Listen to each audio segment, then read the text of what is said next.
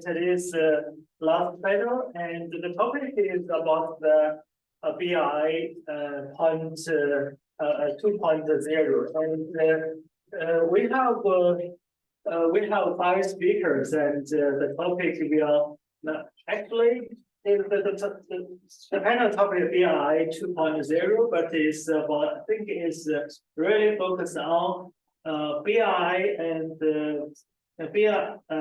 China and the different players out of the framework of the BI. And we have each of us will have 15 minutes. I will strictly control the time as a dictator. So when in the last minute, I will remind you, and you just make the conclusion, and because then we can left more time for the discussion, and then that time you can have more time to express yourself. Okay, so we welcome the first speaker, Dr. Liu Chang. She is from the Institute of Russian, Eastern European, and Central Asian Studies, China Academy of Social Science. Her topic is about the United States position on BI under the threat narrative. Please. Yeah. I'm free. Thank you. Okay. Good evening, my dear scholars, and I'm Liu Chang. I'm very glad to have this opportunity to share my opinions on the U.S. position on BRI with you guys. And because now it's quite such a long day, and I know all you guys may be a little tired, so I try to. Okay. Okay. So yeah, I try to, but I still try to be brief because I think the main purpose of us is to express accurately and clearly to my audience, and not to show how my statement is so wonderful or perfect. And today my praise consists of three parts. The first is a proposal of the question, and the second is as my theory is about the threat narrative and U.S. position on the BRI initiative. And the last part is I will try to provide some suggestions. This is a statement of a problem, and as we all know, this year is the 10th anniversary of the BRI initiative, and currently the BRI initiative has entered a new stage. And to be honest, it has achieved a lot of achievements, but under the new situation, it also faced some new obstacles, and the external pressures are also gradually increasing. So it's necessary to systematically and deeply understand the external world, especially as the leading world, US, and also is the most influential outside world of the Asia-Eurasia continent. So its view on the BRI initiative is very important. And the important thing is also that because the US has a quite different opinion on BRI, especially compared with China and also the BRI participating countries. So I want to try to analyze why there are some big difference and can it be changed. This is the achievements of BRI because many speakers has talked about that. So I want to repeat this part of content. And also so many speakers speak highly of BRI. So I'm very glad to hear that because it also proves this part of my opinion, because I think the international community does to speak highly of BRI. And I also want to share some statistics with you because like in November 2022, the two latest survey showed that the covering 137 countries and regions around the world, and representing the 1970% of the world population. And this report found that most respondents in developing countries hold a positive view of China. And the report thinks that China's global vision has increased, especially through the joint construction of BRI and China's economic exchange with countries in the development countries increased a lot. So that's why the people in developed countries think their impression about China is improved a lot. But now let's step into the other world, the US evaluation, and also you can see the perception about the BRI is quite different. In the political circle, like the former President Trump, he thinks the BRI could disrupt global trade and be offensive. And also there are some US senators jointly sent a letter and think that the BRI is to establish a China-led world economic order, which is bad for US. And also in last year, the Office of Monitoring and Combating Human Trafficking of US State Departments and released a report and think that the human rights issues such as so-called forced labor and human trafficking have become the hidden price paid by the countries along the BRI. And it is a think tank, US think tank's opinion, and there's a Chinese research results, Professor Zhu Yongbiao. He has studied the 19 think tanks reports from 2013 to 2023. And it was found that the keywords of the 14 think tanks reports, including geopolitical expansion, the exporting power model, etc. And only one think tank report did not have negative statements about BRI. And the next, for example, is a quite representative opinion about US think tanks about opinion about the BRI. And also media is not also friendly to BRI. Just after the BRI was proposed, the Bloomberg directly used the title China's Marshall Plan and believes that BRI aims to improve economic investment through economic at a time when political instability in Europe and the US is intensifying, and China plans to expand its soft power and influence. So, so this is the question. So why is the polarization of evaluation about the BRI quite different? It's not because China and the US is different. It's also the US's opinion is quite different from the international society. So I try to explain this. These are the existing explanation about this problem. And the most popular one is, and also many scholars has talked about that, is a Sino-US strategic competition. And it's also very popular in China. And some experts believe that the BRI is China's response to US rebalancing strategy to the Asia-Pacific strategy. And it's also an important measure to effectively break the US new round, a continent round about China. And there's in US this view is very popular too, because they think China's foreign policy has undergone a big change. China has gone from hiding its capacities and biding its time to maybe more assertive or ambitious. And also there's another explanation is that China proposed BRI is to transferring its excess production capacity, and other countries accept it because they don't have another choice. And the third one is the ideological competition. I think the Professor Jedale, who works at Peking University, his view is quite representative. He thinks in the context of abandoning the engagement policy, the US government's ideology goes against China and no longer gradually changing, but mainly for competition or even attack and weakening China. So the influence of ideology is reflected in the concerns of both parties about their own domestic order, also the order of other countries, and also the international order. So that's why maybe US will think negatively about BRI. But I think maybe there's some problems with the existing explanations. First of all, is the United States position on the BRIs is not settled. It's undergone a transformation process. Like in 2030, the US position is wait and see. But after 2013, with the AII Bank was created, and the main attitude of American think tanks has changed into confrontation and resistance, and especially after the 2017, the focus of US think tanks has changed again and gradually shifting towards strategy competition and action substitution. That's more negative become.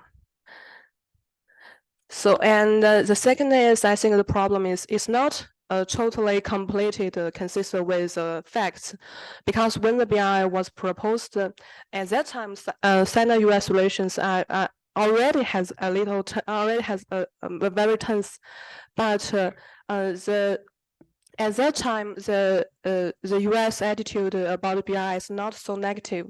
There's some results shows. It's Professor Wen Cheng. He studied the relevant writings on the BRI published by 44 US think tanks from 2030 and to 2018. Research shows that US think tank has mixed attitudes at that time towards BRI, which both positive and negative, and also there are some economic analysis and security inspections.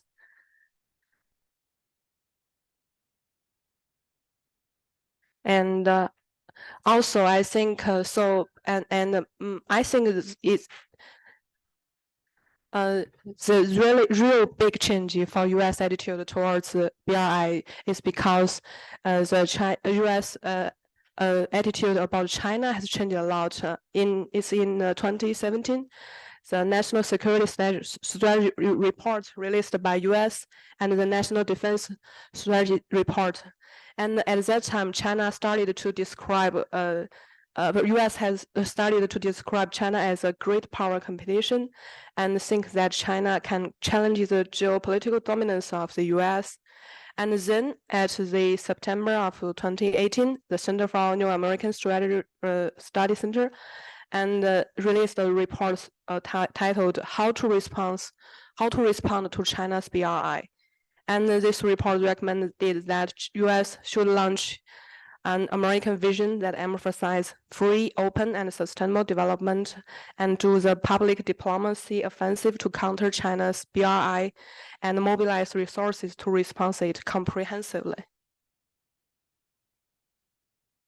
So, therefore, rather than saying that BRI has promoted or say increased the strategic competition between China and the US, maybe it's better to say that US has become thinking, just strictly thinking China, taking China as rivals, and then this view affects this attitude towards the BRI. So the US perception influences view on this initiative. And so I will try to analyze what consists the US view of, I think in order, so that's why I found the threat narrative. In order to mobilize resources, mobilize people, and achieve goals, grand strategy cannot be separated from narrative. So let's first look at the concept-related narrative. Threat perception, and I'm sorry.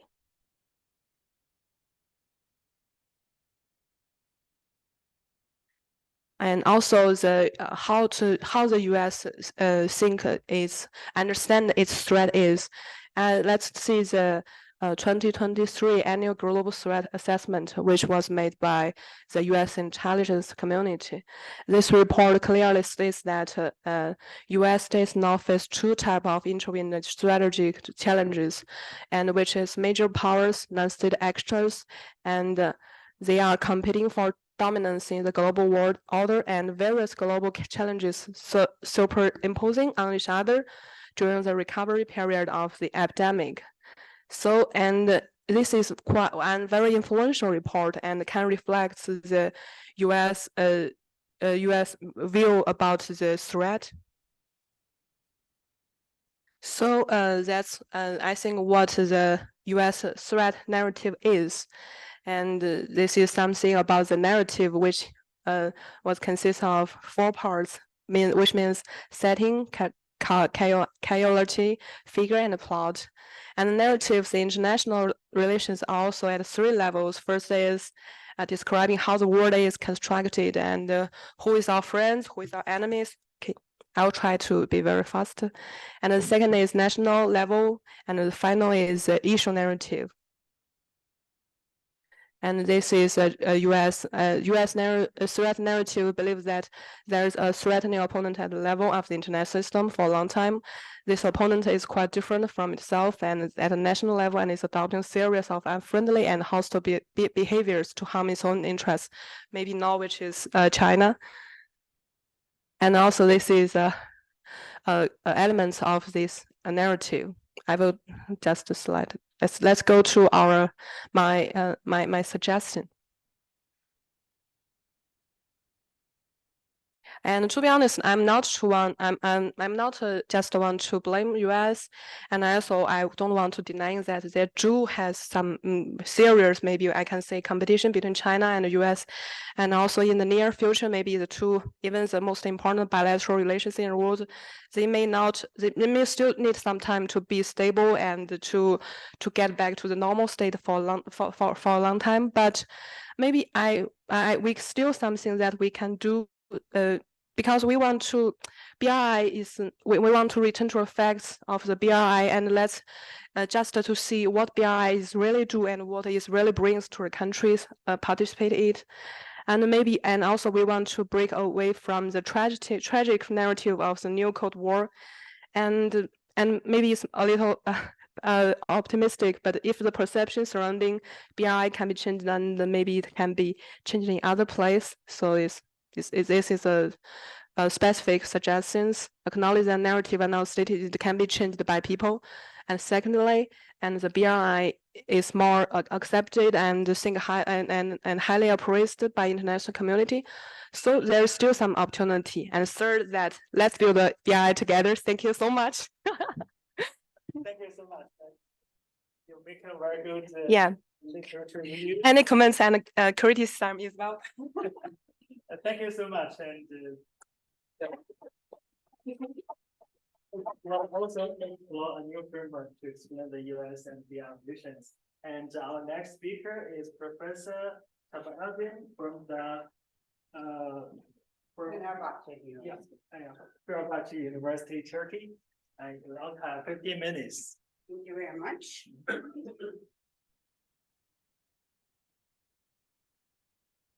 Just a second, please. And her topic is about China BI 2.0 and Turkey's strategic connectivity in the Eurasia. And can I be the next speaker? I just pressed somewhere wrong. Okay, our next speaker is Dr. Jing from Tsinghua University, and his topic will be about the people-to-people exchange between China and Georgia in the framework of the Belt and Road Initiative. Yes, And, thank you.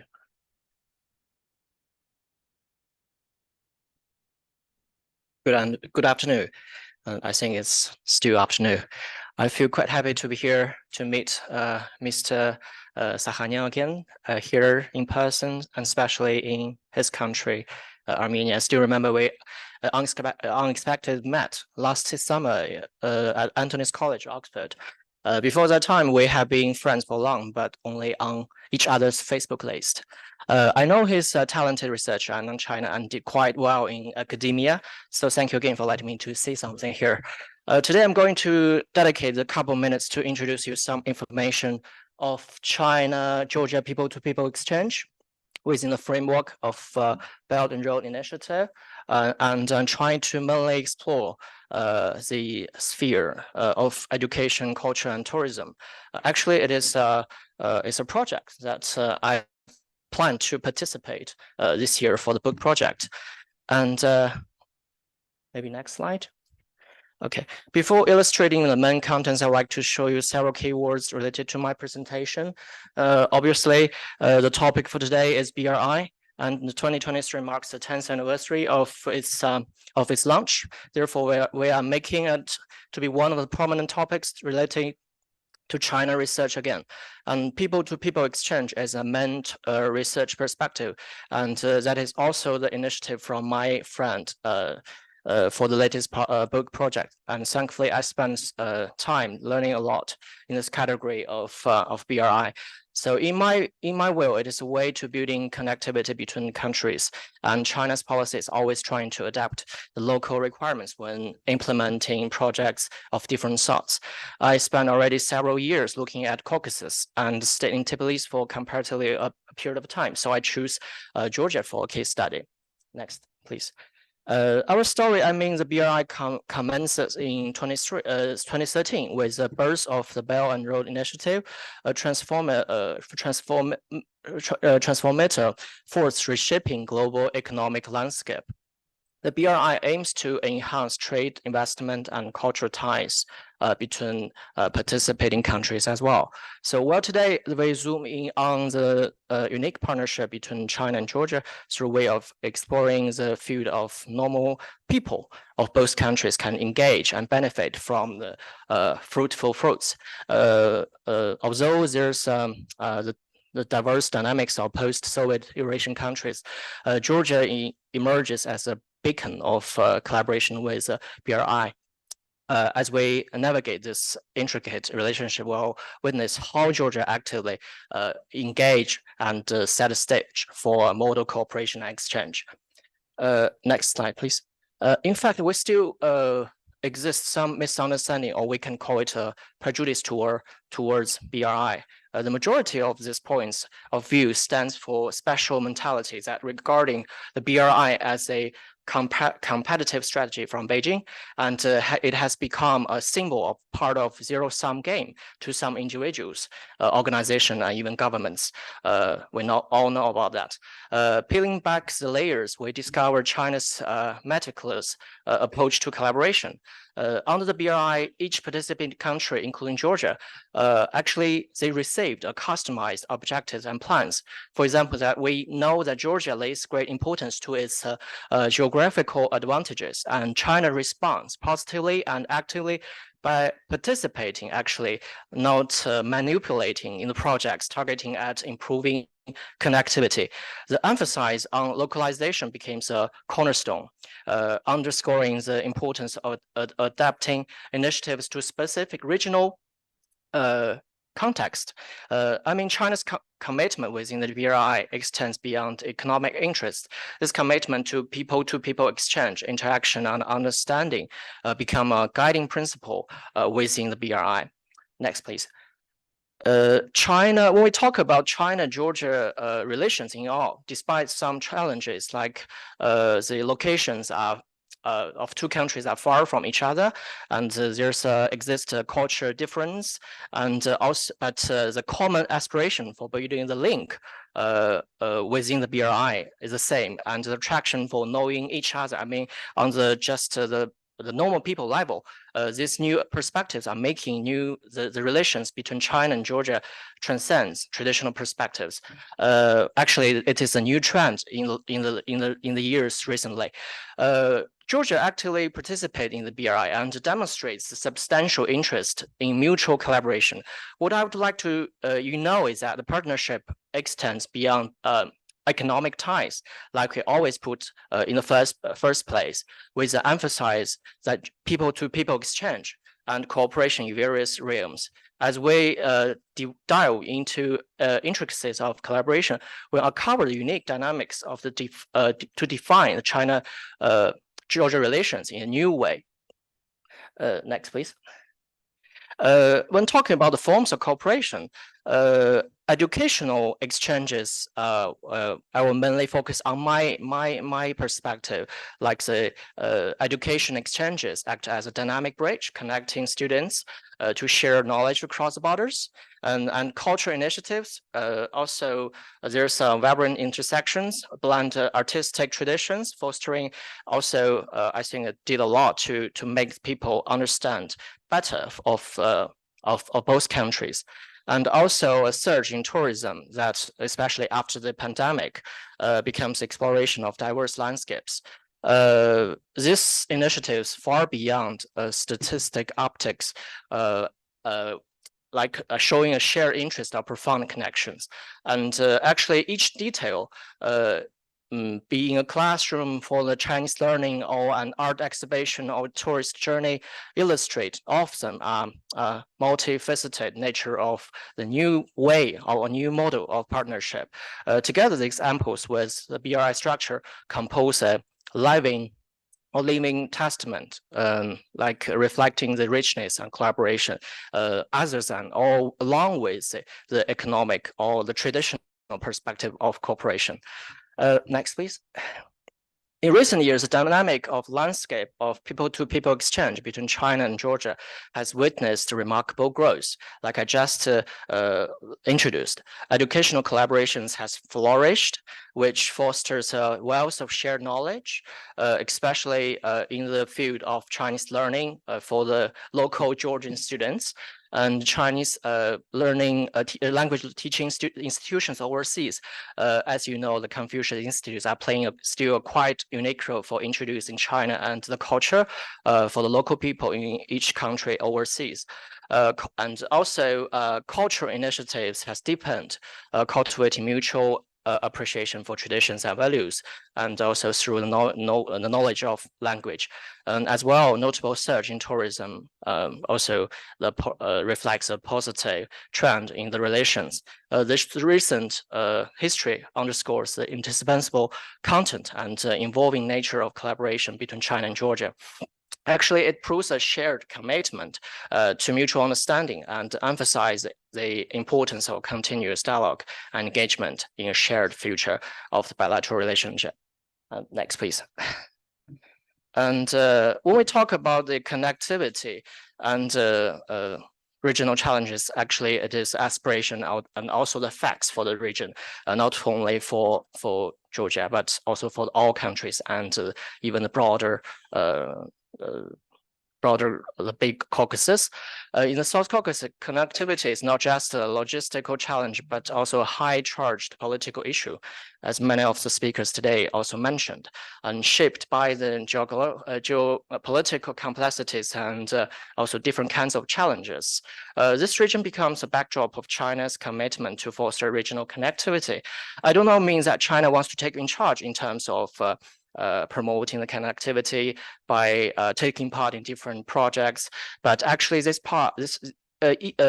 definitely these facts are proving China is a reliable partner for sharing the initiative, but it's totally possible that some difficult happens during this process, let alone in the region of the Caucasus. I'm aware that recent Armenia is as well initiating new proposals for the new crossroads of peace projects, and I'm so interested in this proposal. Well, when we're taking part in or we're doing this, promoting this progress, we recognize the complexities of this region, and I think we share the same vision to eliminate all kinds of obstacles within the region. That China is one of the partnership with the Caucasus countries. And next, please. And still next one. Okay, so I mentioned that the mainly part is about the education and tourism and cultural exchanges within a framework. This is the main contents of my research. When we talk about the details, education is necessary to share you a remarkable story. Maybe someone, because it's so close to Georgia, and maybe someone you know about that. There's a very great figure. She served as a professor at Free University of Tbilisi and initiated Chinese language courses at Tbilisi Oriental Institute, even during Soviet Union. She started Chinese language teaching in Georgia and cultivate a group of local people engaged with China since then. Moreover, her family has a very long history engaged with Georgia, even with Imperial Russia.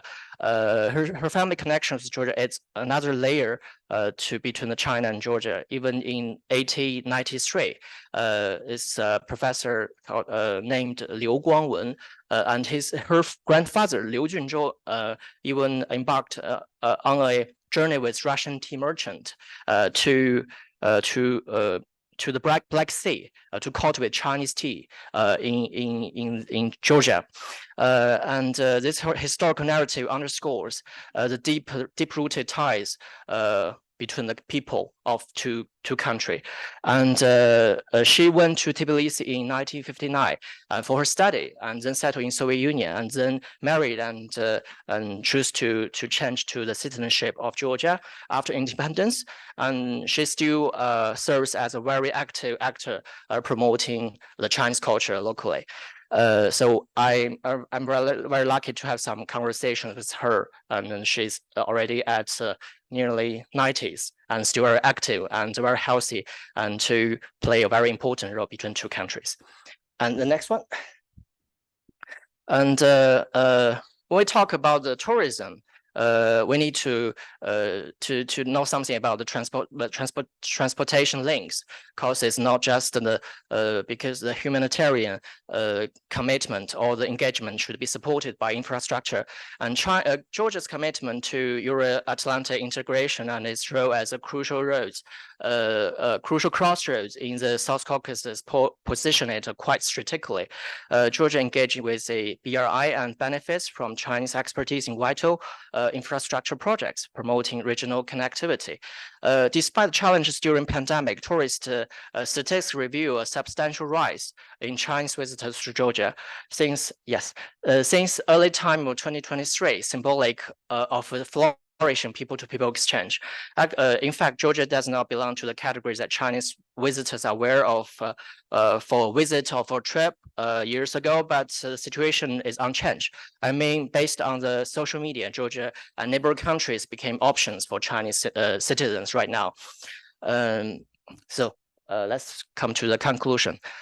In conclusion, my introduction through the China-Georgia people-to-people exchange is attempting to present the richness and depth of the collaboration.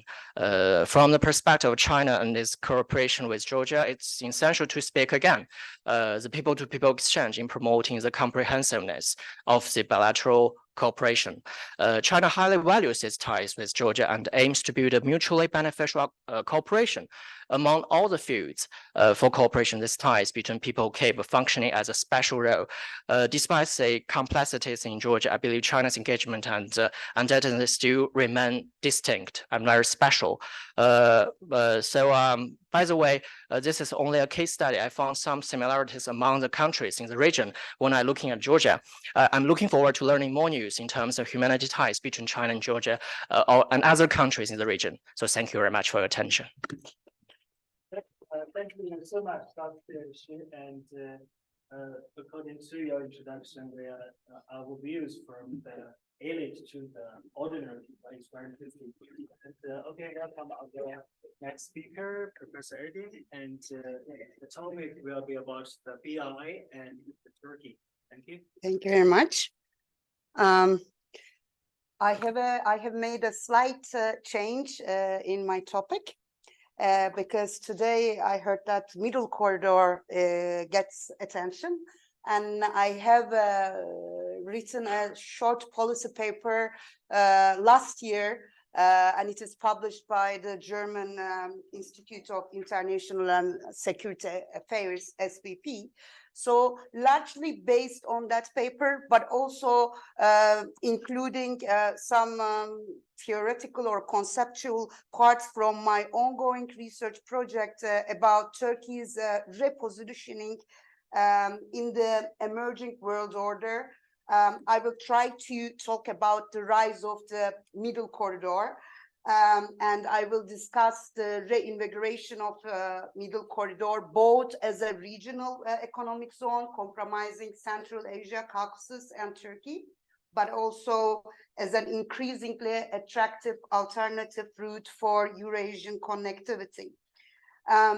My perspective of understanding international relations or global politics gets inspiration from strategic relational approach, which helps us to understand actors' behavior by looking at the international system and the web of interrelated relations that the actor finds itself. So, okay, it was the, sorry. Okay, this was the paper that I mentioned. So This brings me to start with looking at how Ankara sees the evolving world order, so to speak. When we look at from Ankara, the world is undergoing tectonic shifts, reflected itself both at the material and ideational level. On the material level, there is a great economic shift from west to east, reflecting itself in the production, investment, and trade patterns, which have changed mostly as a result of China's spectacular rise, but also as a result of the rise of middle powers from the other rest of the world economy, so to speak. At the same time, from the normative or ideational level, US-led post-World War II liberal international order is under contestation, both from within and from outside.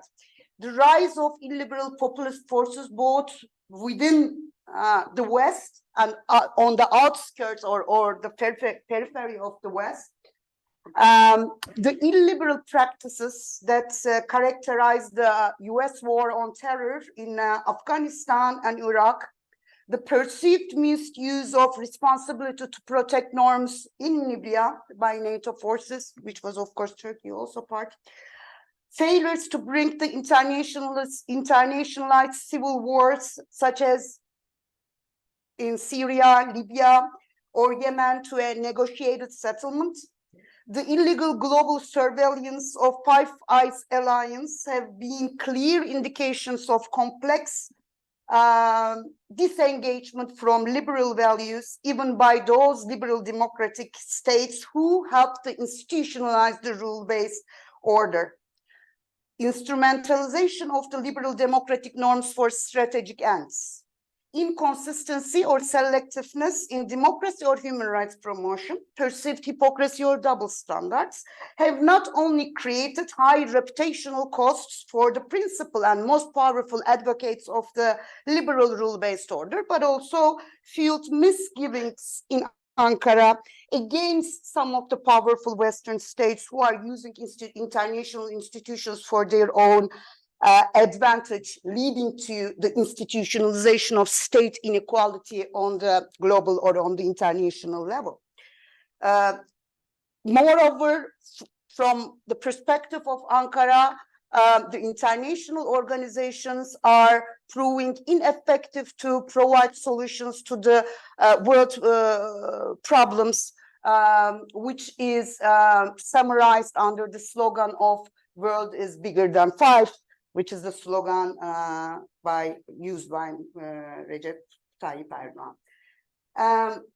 The Russian invasion of Ukraine and the Israel's war in Gaza only affirms the weakening of liberal rule-based international order and thereby accelerates the long-standing transition to multipolar, or what Amitav Acharya, maybe my pronunciation may be wrong, what he calls multiplex world order, and possibly post-liberal world order driven by global rivalry over strategic connectivity.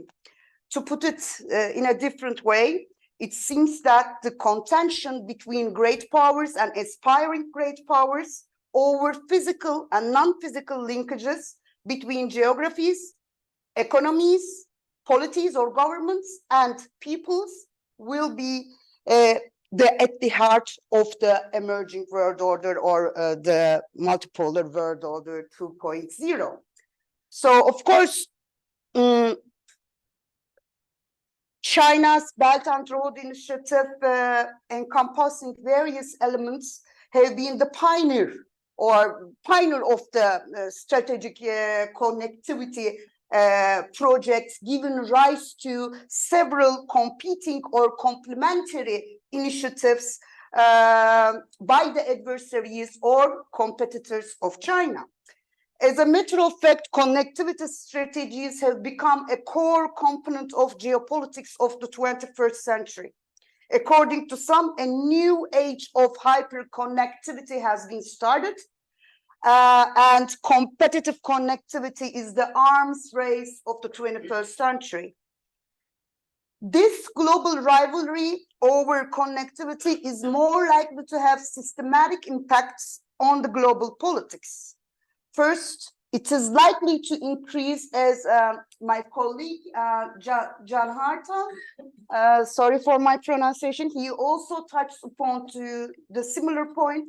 This competition over strategic connectivity most probably enhance the autonomy or flexibility of middle powers, allowing them to strengthen their bargaining positions and enhance their capabilities by swinging between different great powers or between different connectivity projects.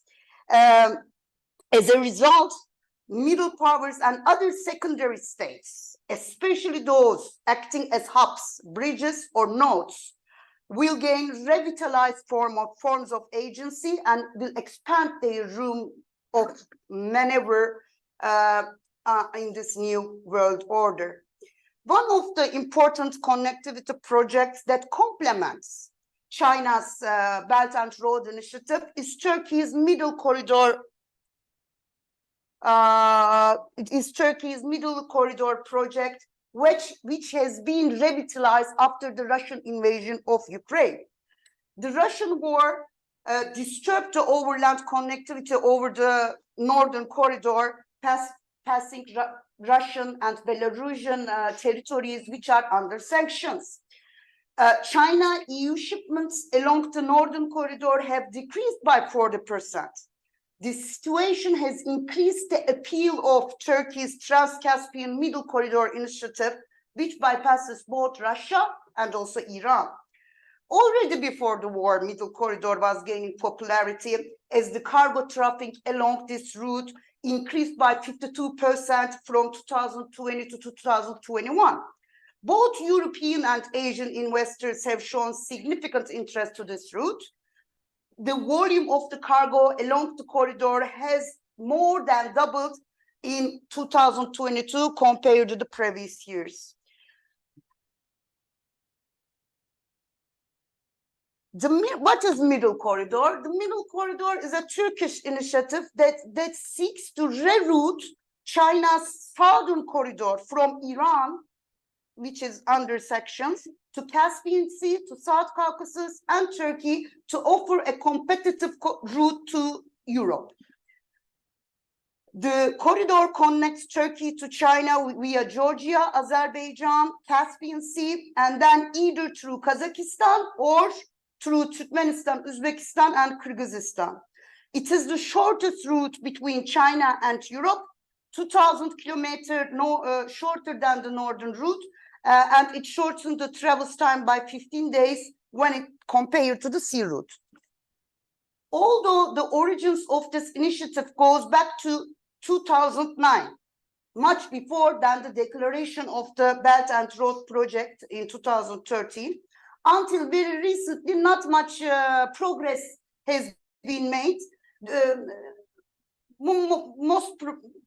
due to lack of interest both on the EU and on the former Soviet republics, mostly due to their asymmetric dependence on Russia.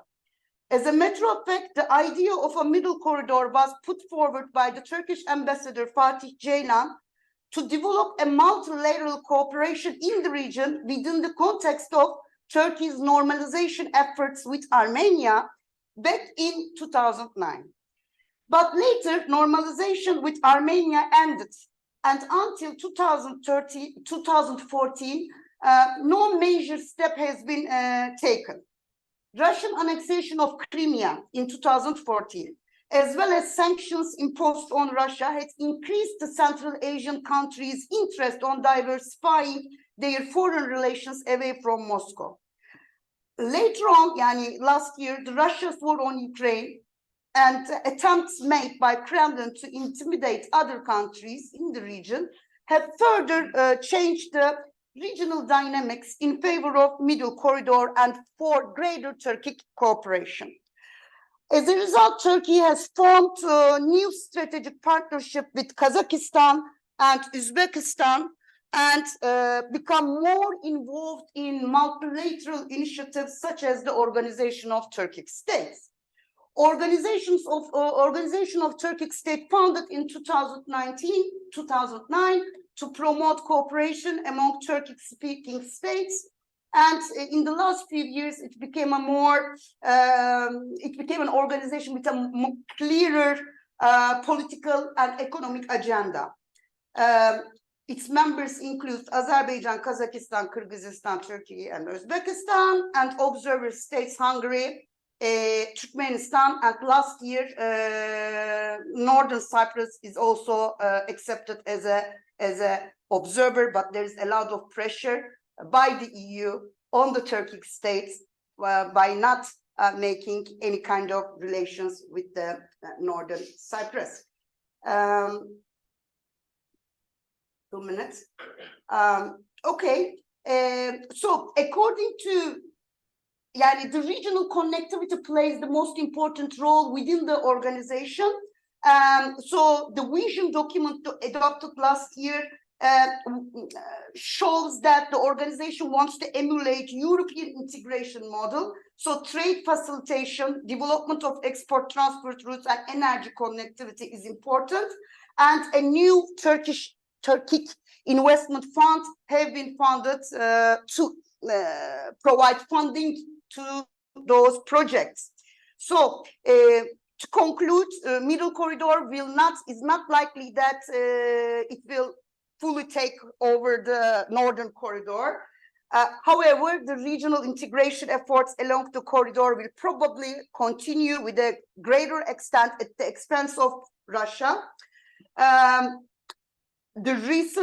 Historically, the EU was not very much interested, but the new geopolitical dynamics have motivated EU to make connectivity projects with the Central Asia. And the recent World Bank report that is adopted or published last week also affirms that with the right policies, Middle Corridor can contribute to regional economic integration and enable better Eurasian connectivity by reducing the travel times along the route by half and by tripling the trade flows by 2030. However, this is, I think, one of the most important parts. The long-term structural viability of the Middle Corridor must be ensured by Armenia's inclusion into the Middle Corridor.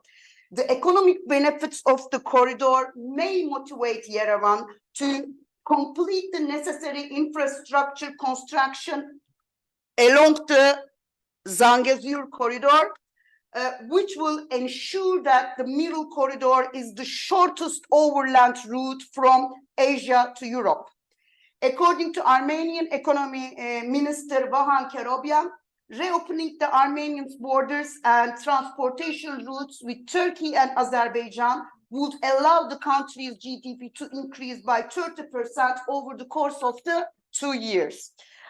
Within this context, China, Turkey, and Armenia should, and also the Central Asian countries should increase their collaboration to promote peace and development through supporting common regional connectivity projects. Central Asia has been a priority for China. However, China lacks a credible multilateral decision-making process and often subject to criticism for being China-centric.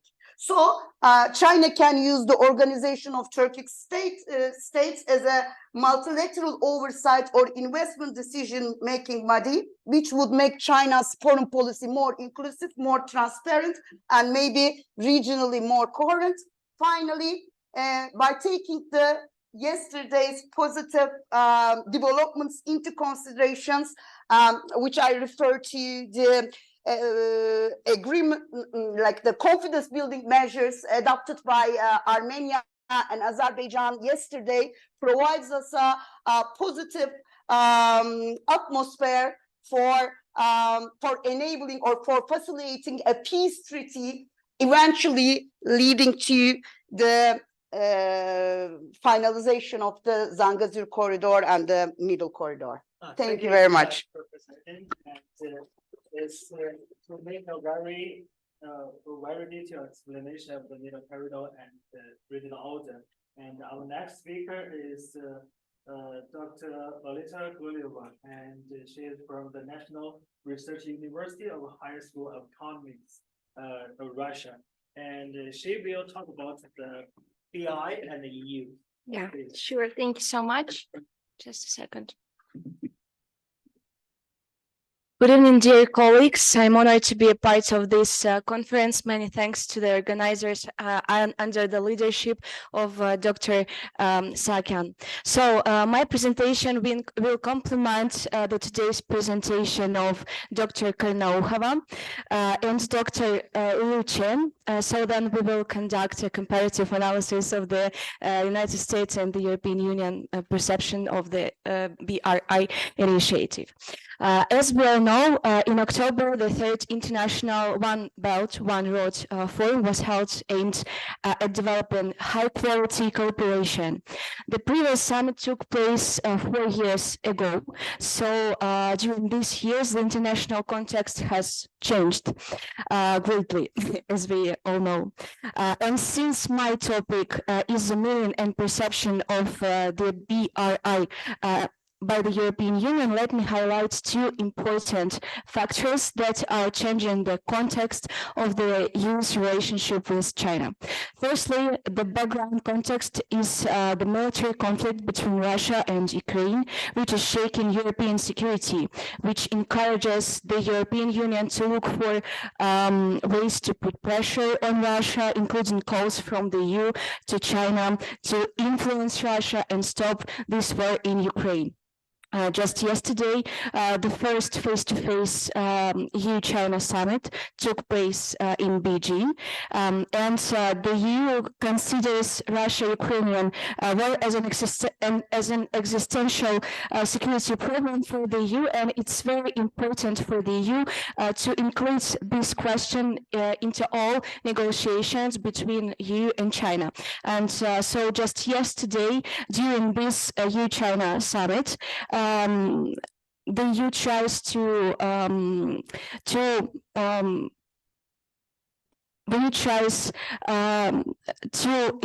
include this question into these negotiations to put pressure on Russia to stop this war in Ukraine.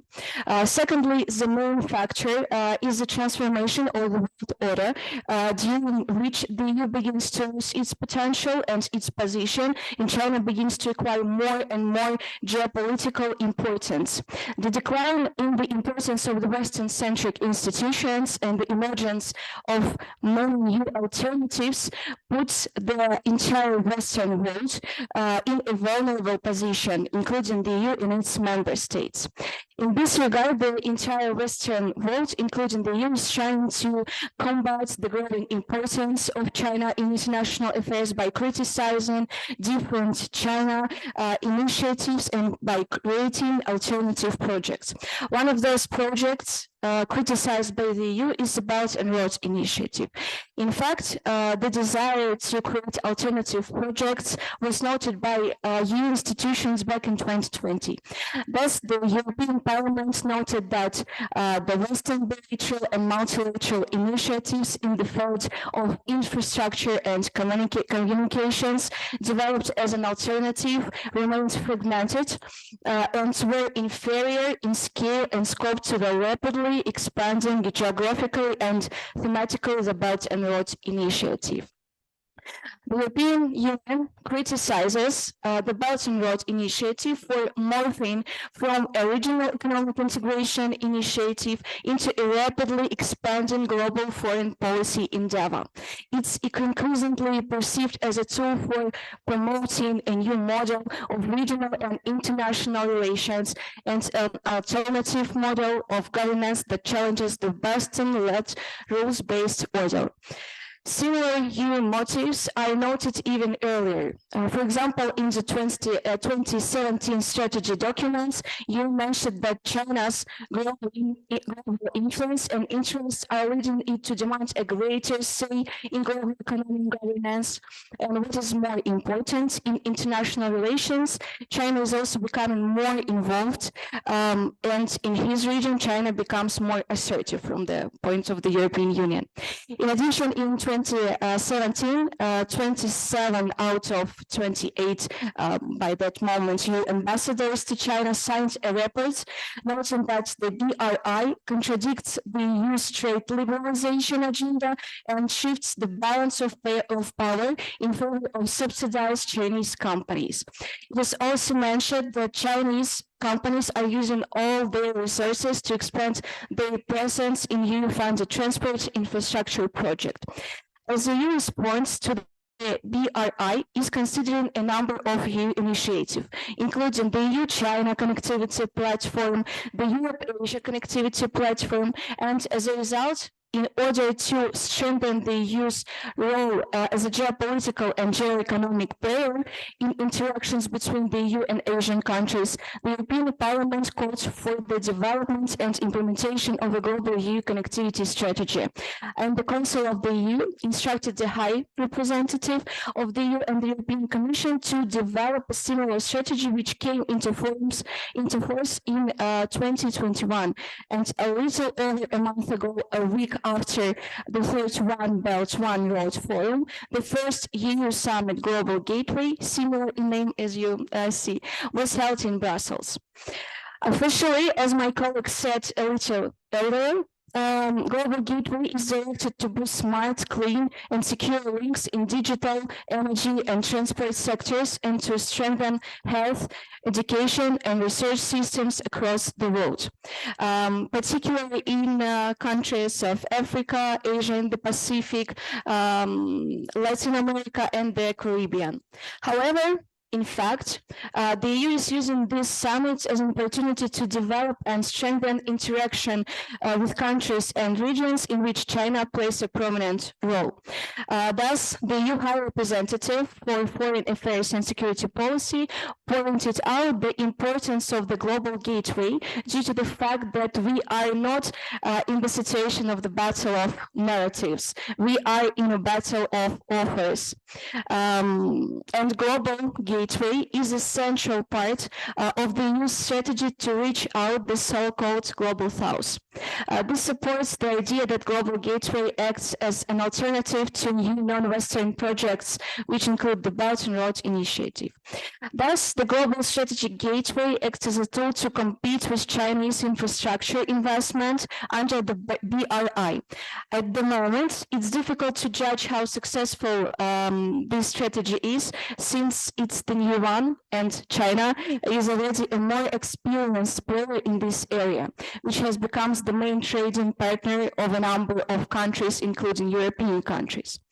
The search and creation of alternative projects is also strengthened by the strategy put forward in 2023 by the President of the European Commission, Ursula von der Leyen, to reduce the risks that arise due to the EU dependence on China, including through the diversification of imports in areas such as materials, raw materials, semiconductors, healthcare, digital technologies, and food.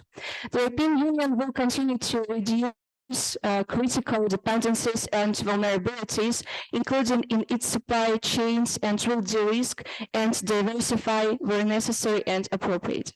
Taking all the above into consideration, the BRI is a kind of a trigger for the European Union as part of the Western world.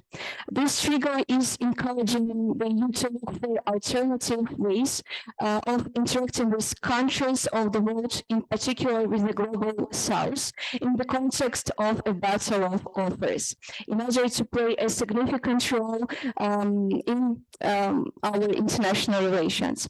One of the latest alternatives is Global Gateway strategy, which was created to spread investment in the global South countries as a counter to Chinese infrastructure investment within the BRI. Thank you so much for your attention. Thank you. discussion about the China BI and the EU, and our next speaker is from Italy, Professor Giorgio Caridi from eCampus University. Thank you so much. Thank you, thank you. Hi, everyone. Thank you, Mayor, for letting me being here. Being the one who stands between you and the dinner, I swear I'll be quick. So I don't want to risk my life. So slide, please.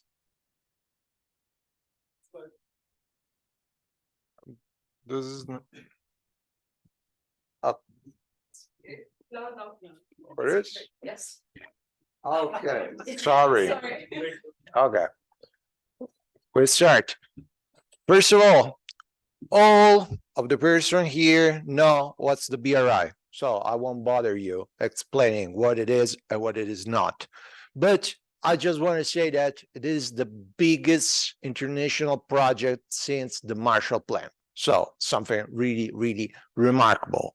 And we must point out that it comprises more than just a physical connection, because it has even a strong digital backbone that connects a lot of countries and starts to reshape the world as we used to know.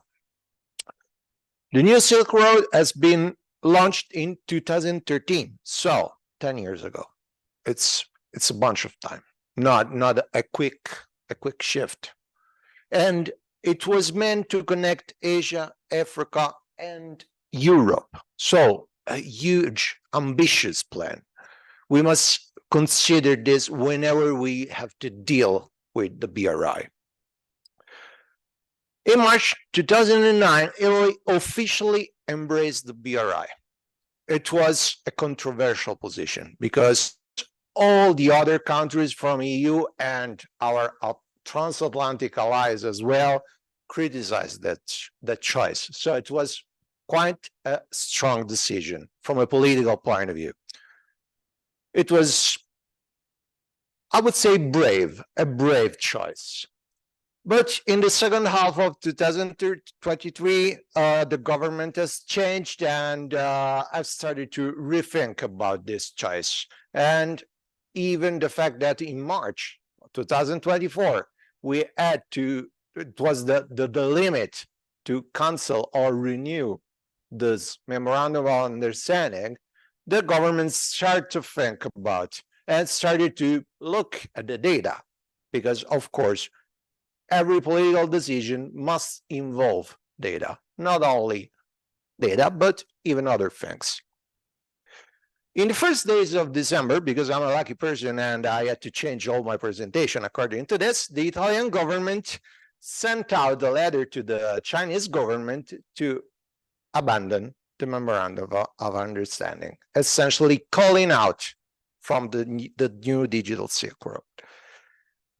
Well, this was, of course, an important decision, let's say a U-turn from some point of view, but from other point of view, the Italian government put a lot of efforts and a lot of attention to stress the fact that this was not a straight cut, but it was meant to reshape the relationship between Italy and China. So not involved anymore in the BRI, but revamping the global strategic partnership, which was another strong agreement that we had before the BRI was built in place.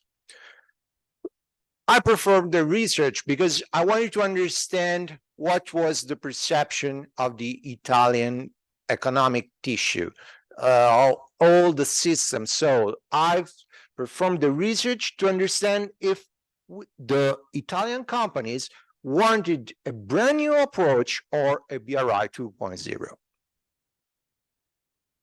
Oops, I guess I went too far. No, that's okay. First of all, I must say that in Italy, SMEs are an important question. They're really, really relevant. As you can see, they represent the 99.3% of the productive system. So essentially, we have tons of SMEs and a few large companies. But this is really, really important because you must understand that SMEs are mainly represented by family business. So whenever it comes to deal with family business, you cannot put on the table all the logics that works for big multinational companies. You must enter their mind, which is of course totally different. As we said, they represent definitely an important stakeholder that the government had to consider in order to take his decision, hopefully. In the study, the relationship between the BRI and the Italian SMEs has been analyzed with respect to three main areas. First of all, the results in terms of deals figures that were created through the BRI, the attitude toward the BRI, and the future approach. Of course, all these elements are deeply connected.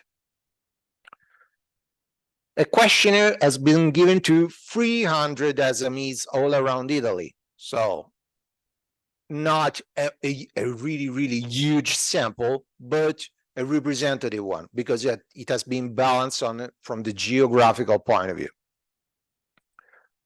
First, the first question was to understand the role in the company of the respondent.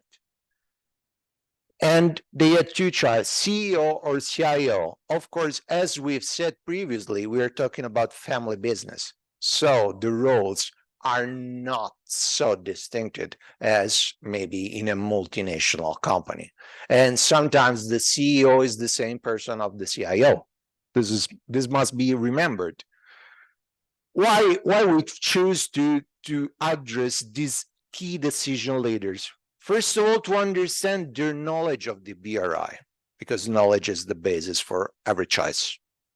Second, to understand what are the figures of the deals that are directly connected to the BRI, so to all that has been done in the previous years. As we can see, more or less, there is a balance, even though the CEO has a larger percentage. Second, the knowledge.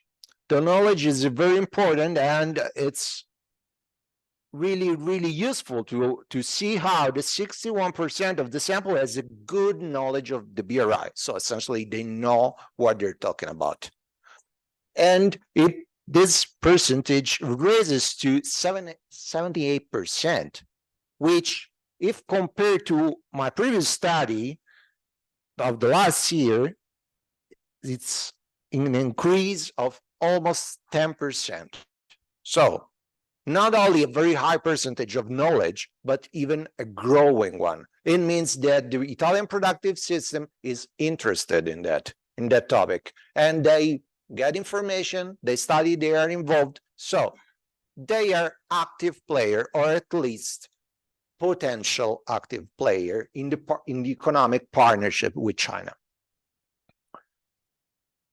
Then, what are the figures of the deals that have been declared by the respondents? The 72% of the sample declares figure of deals that are connected to the BRI that are comprised between 100,000 and 500,000 euro per year. I mean, you must imagine that we're still talking about small and medium enterprises. According to the general budget, the general income, these figures are quite high. So for them, even though if you compare these figures with a multinational company, there is peanuts. But for them, is a good part, at least a good part of their annual income. Now let's talk about the attitude, because as soon as we have stated that there is the knowledge, there is even a good level of economic performance, we must understand the attitude, which is something more subjective, something more related to the way they feel and the way they react towards China and its BRI. Data shows that there is a slight prevalence of a negative attitude, 54%. Let's say it's a tie, more or less. But the most important part is that the 74% of the sample is open to Italian-Chinese economic relationship. So we must not see the bad data of 54%, but the good attitude towards this economic cooperation, which is represented by the 74%. That's really a huge percentage again. Then we'll ask these companies what could be a good way to deal with the BRI 2.0. And they've identified three main drivers: the informative campaigns, university cooperation, and company cooperation. Not surprisingly, all these elements are key trigger of the wealth of the economic systems and avoid those problematic areas like that of technological cooperation and talent acquisition that, of course, as other colleagues have said, can be tricky for espionage and something like that. Then we asked them how to improve the international economic agreements in Italy, and the outstanding score of 73% related to a well-structured informational campaign, both online and offline, because you must remember, again, those family businesses are frequently ruled and managed by old people. They're not only digital, they need even physical approach. So this percentage is fully in line with the previous data. What are the results? According to the research, the Italian SMEs are partially satisfied. So they are demanding a change. And maybe in this sense, the choice of the Italian government is in line with the general sentiment. Then it must be underlined, and data shows us that the Italian interpretation of this U-turn, let's say, must be written through the fact that a follow-up of the comprehensive strategic partnership is slightly more desirable than the BRI 2.0. So again, the government has listened to those opinions of the managers. And then, again, cooperation at the university and company level could be a way to boost this cooperation between the countries. Time will tell if the right decision has been taken, because right now it's so fresh, we do not know what's in the future, and of course what would be the reaction of China. But as the mourned Mr. Kissinger used to say, an international order will emerge if a system of compatible priorities comes into being. Thank you. Thank you so much, Professor Caridi, and he makes a very good explanation about the Italian policy change, especially in nowadays. And you said, to the letter to the Chinese government will not to re-sign the MOU with China, and it's very interesting explanation. And okay, our 5 speakers have come to the part, and now we are opening for we're opening for the questions. Thank you very much. If I may, I have some comment on Professor Eldem's speech. She introduced us this Zangezur corridor. I have a comment why Armenia disagree with it. Because actually Armenia has no territory entitled Zangezur. What is it? It is Sunni region, Armenian Sunni region. Zangezur does not exist. And it is offered by Mr. Aliyev, and they understand that it must be extraterritorial corridor, and foreign troops must control this so-called corridor. For this, Armenia is against. But what is Armenia offering? Of course, Armenia is very interested to have good relations with Turkey, good relations with Azerbaijan. For this, we have a better idea, win-win idea, not win-lose idea. It is called crossroad of peace. So Armenia is offering to open, if it is about Armenian-Turkish relations, Gyumri cars must be opened at first. main roads between Armenia from Ankara must be open at first. Armenia also is proposing to open railway for Yerevan and connect Turkey and Azerbaijan. Also from North Zangezur, from Sunik, open new railway, but it must be under control of Armenian troops. I think that everyone will agree that no any normal country will agree to give control of its own territory to our troops. So I fully agree with Professor that we need to solve our problems. Armenia and Turkey has many historical problems, but we have many communities as well. We lived together 600 years and we lived in peace and prosperity. So we need to find these common things. We have many traditions, we have many foods, we are sharing many family issues together. And for this, I am very happy that Professor is here. And I am also going to Turkey to meet my friends. Once we went there with Mabin, and you see these two books. My friends from Turkey, they also contributed. I contributed. So I think this people-to-people contact is very important. And this conference is very important when we are meeting person and making friendship. Thank you for coming and thank you for your speech. Sorry. Any question? If there's, I will give you more time to think about your questions. And I have. Can I just add one thing? Okay. Of course, there are different arguments around, but the only thing, I mean, I think Azerbaijan accepts the last thing that I read. Azerbaijan accepts, of course, that's a territory of Armenia, but what Azerbaijan said, there will be unstopped transportation of the goods, so there will be no checkpoints, so that there will be seamless transportation. That is the, I mean, the last thing I think the news that I read yesterday was around this, but I don't know. So they are not arguing there will be ex-territory. There will be no control checkpoints. If there is a train coming with the goods, it's just gonna pass. I think this all not includes only Armenia, but this is the project for all the Turkic countries as well, so that transportation will be fast. You know, that is the main idea, as far as I know. Is there a country which is passing goods for all Turkish territory without checkpoint?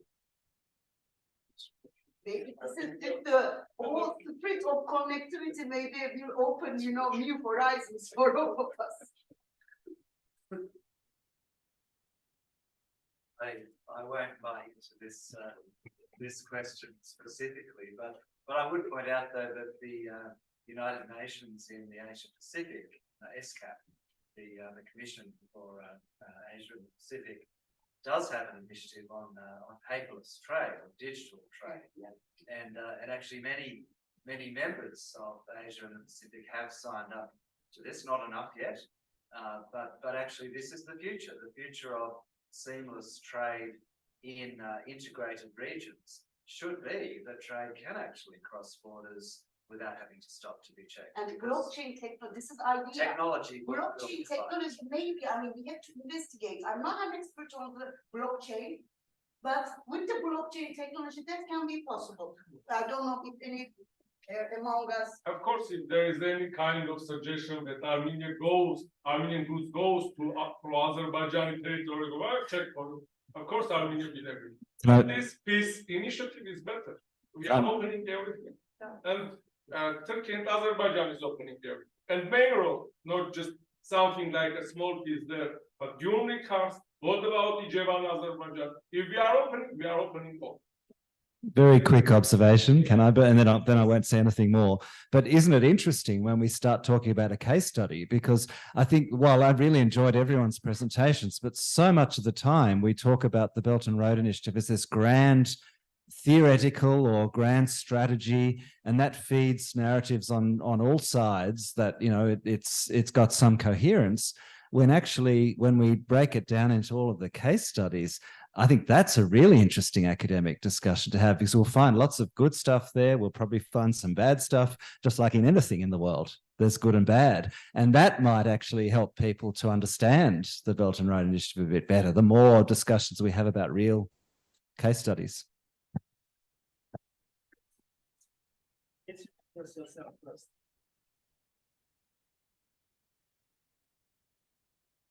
Hello, Jessica Nafi from Nazarbayev University. So I have a couple different questions. First, for the strategic narratives, I also look at strategic narratives in Kazakhstan specifically.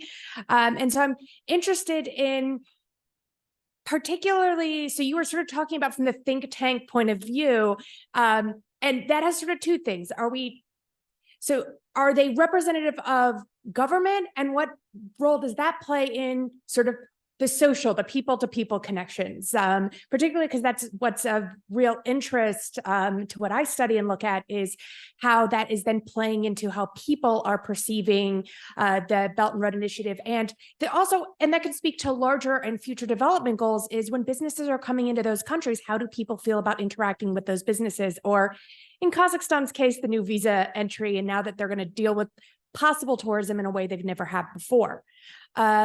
And for the sort of, and kind of just touched on it, dealing with the middle corridor thing is, and from the Kazakhstan perception is, are we just a pass through? And what development does this have for us in the long run? And this actually goes to sort of Europe, the sort of European in general is, you know, Kazakhstan wants sort of a pass through in this system. And that also connects directly to sort of these narratives and how people are perceiving the Belt and Road as not something that interacts with them directly. Okay, so then you question or? Yeah.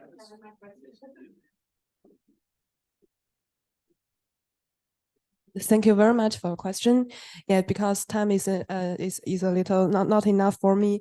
At my last part, I'm in my suggestion, I mentioned that which is also a famous professor who is Dawei.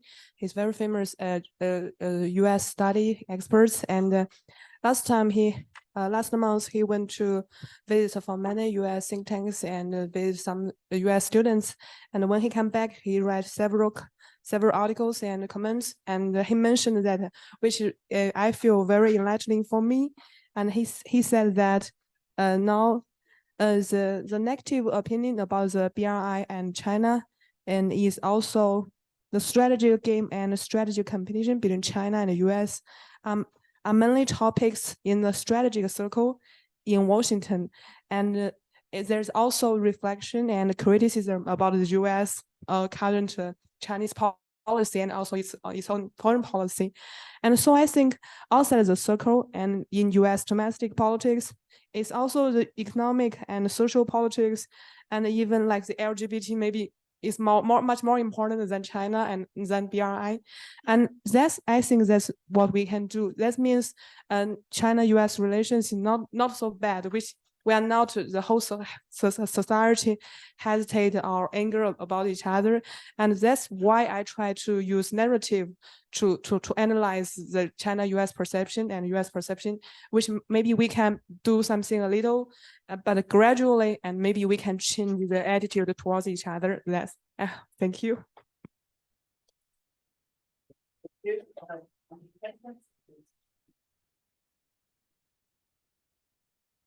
Thank you. Again, Chang from Free University of Berlin, Germany.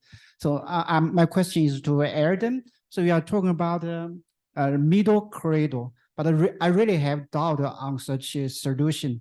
I doubt its feasibility because middle corridor is too complicated. It goes through too many countries. It's the same as in India, Middle East, and Europe corridor. It passes land road, sea road, compared to the northern route of BRI. It's too complicated. Therefore, it's very difficult. So another reason of my actually today for the international transportation, more than 90% is carried out through sea route. So I think another road that can be successful, like the China-Europe express railway, but China has invested a lot of efforts in China-Europe railway, but now it has huge problems because of Russia-Ukraine conflict. So I really have thought on the possibility of the non-road. You are completely right. So feasibility and also funds are very, very important. Yani Turkic states by themselves cannot, okay, they create the Turkic investment fund, but they don't have enough resources. So of course, cooperation with the European Union and with China is essential to make this project feasible. But as mentioned, like a week ago, World Bank also published a report. We shouldn't, and so also answer to your question partially. When I mean, this is kind of a small Belt and Road project, you know. So this depends how you conceptualize middle corridor. It's not only a transit corridor involving land and the rail connection. You know, energy. Central Asia is a like the central house for the central resource, for the energy, for the natural gas. So it involves construction of new pipelines, the tunnel and top. So, you know, Azerbaijan and the European Union has signed a new deal to increase the delivery of the gas, but the current infrastructure is not sufficient. The gas passes through Turkey. So new construction should be happen. And then there is the green digitalization, the green energy. And, you know, also, I think as an economic, and this is what I argue, and also what the World Bank also argues, we should think it as a regional economic integration model, and how we can inspire or emulate the success of European Union. So there is a long road. I agree with you. Nothing, you know, out of a sudden will make, you know, because there's a lot of how can I say, a lot of appreciation, like very, you know, like too big expectations. But these expectations can be only feasible by developing both soft and the physical infrastructure. So common customs union, common norms, single bill of lading, like as my colleague has mentioned, a similar thing that has in Asia should also happen here. So both common norms, but also the physical infrastructure, because there is both the Caspian Sea and also landlord and the railroad. So it's a multimodal. So and the capacity is also needed. So capacity building is also needed. Okay. Thank you. Okay, thank you so much, and thank you our all 5 speakers and our audience.